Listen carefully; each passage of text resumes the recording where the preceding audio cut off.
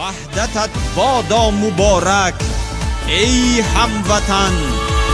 عیدت مبارک باد ای تاجیکستانم، ای مادری جانم، ای نور چشمانم. عیدت مبارک باد ای تاجیکستانم، ای شهرت و شانم، امید و ارمانم، جان تاجیکستانم.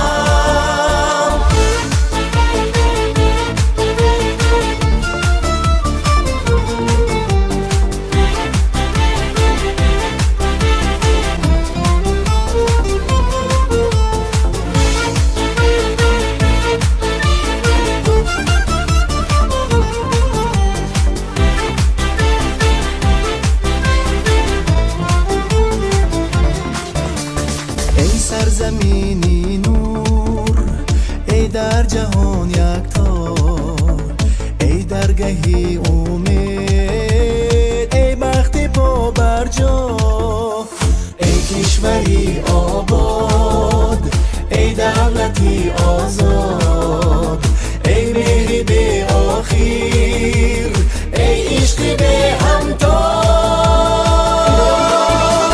عیدت مبارک باد ای تاجیکستانم، ای مادری جانم، ای نور چشمانم. عیدت مبارک باد ای تاجیکستانم، ای شهرت و شانم، امید و ارمانم، جان تاجیکستانم.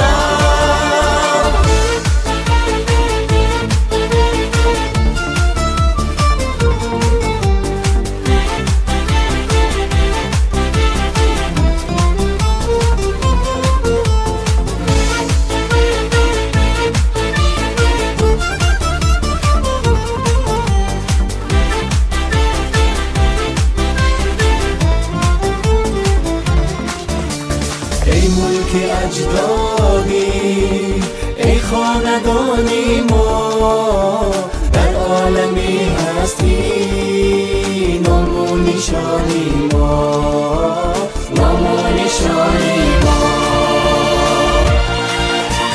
عیدت مبارک باد ای تاجیکستانم، ای مادری جانم، ای نور چشمانم، ای شهرت و شانم.